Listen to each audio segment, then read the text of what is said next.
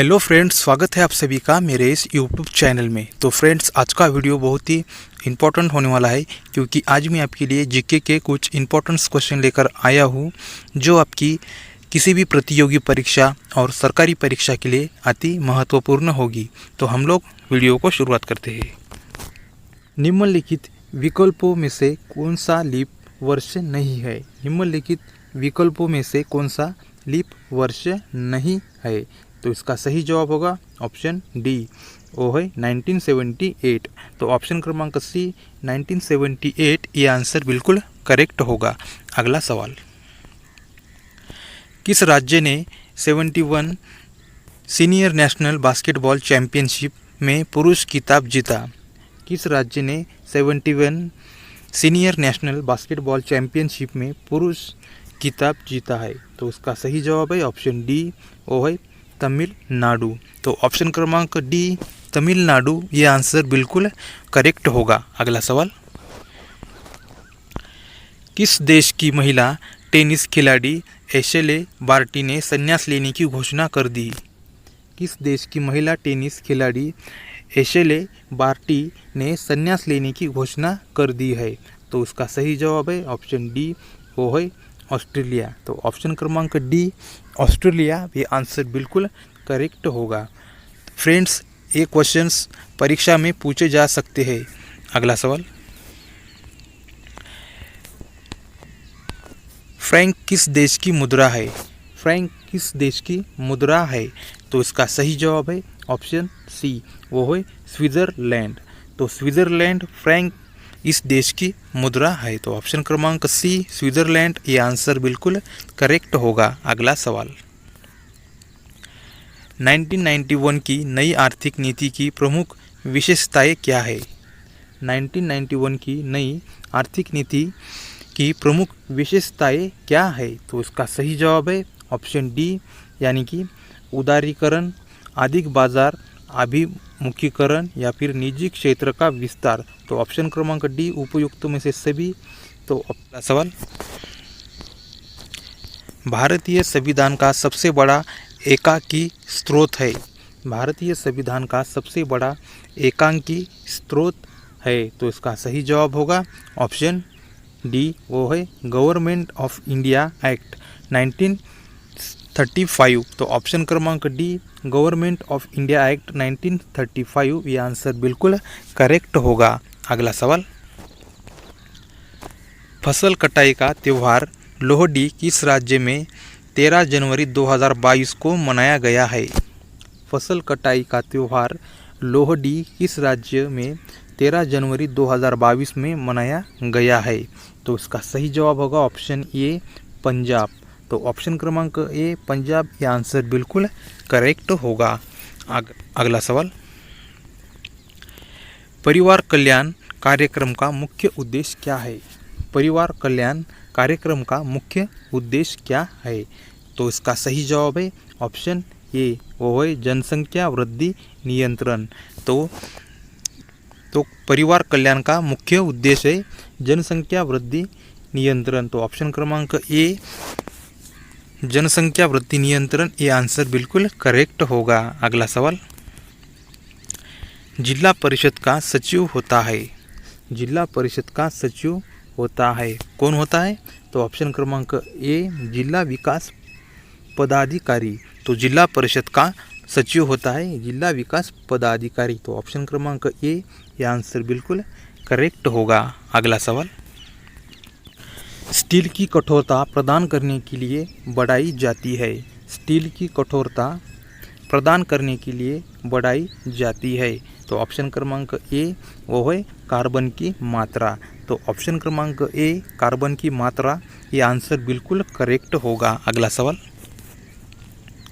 Pulse polio अभियान की शुरुआत कब की गई? पल्स पोलियो अभियान की शुरुआत कब की गई? तो इसका सही जवाब है ऑप्शन बी, वो है 2 अक्टूबर 1994 को पल्स पोलियो अभियान की शुरुआत हो गई। तो ऑप्शन क्रमांक बी 2 अक्टूबर 1994 ये आंसर बिल्कुल करेक्ट होगा। अगला सवाल, मनुष्य में आयोडीन की कमी से कौन सा रोग होता है?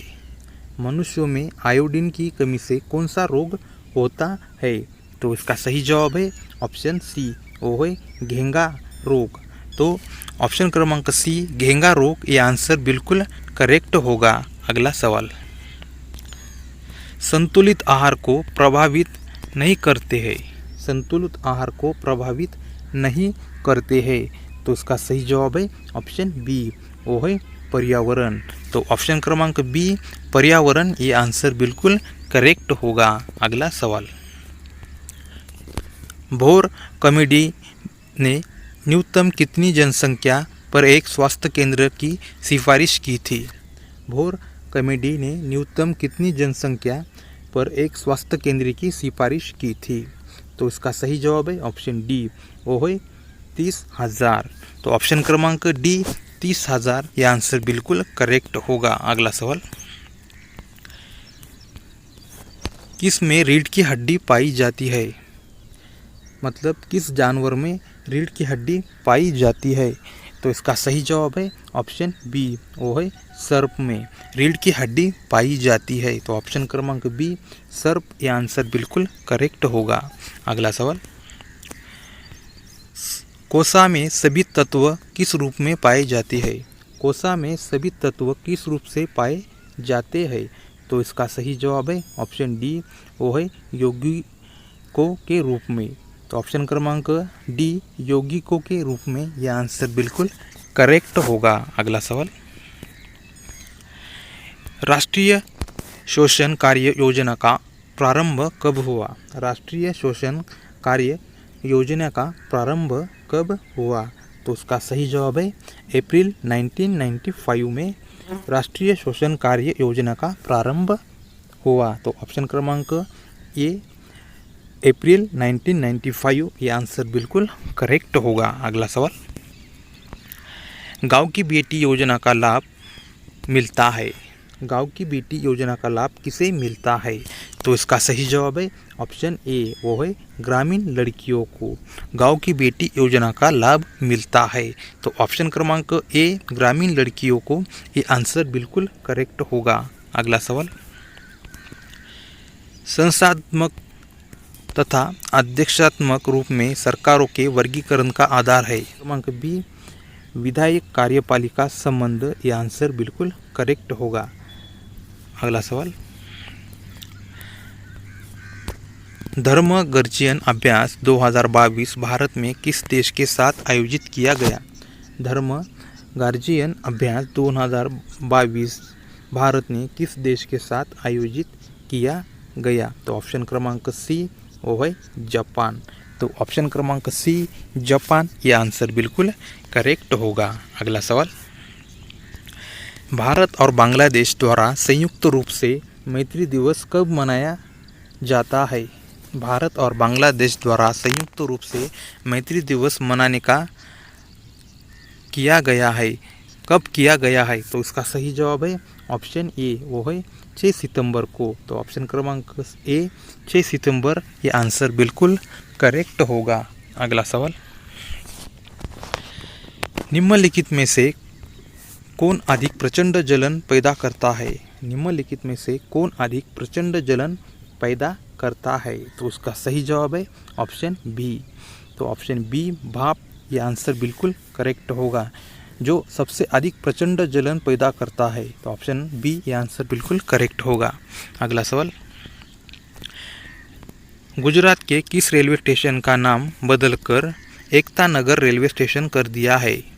गुजरात के किस रेलवे स्टेशन का नाम बदलकर एकता नगर रेलवे स्टेशन कर दिया गया है?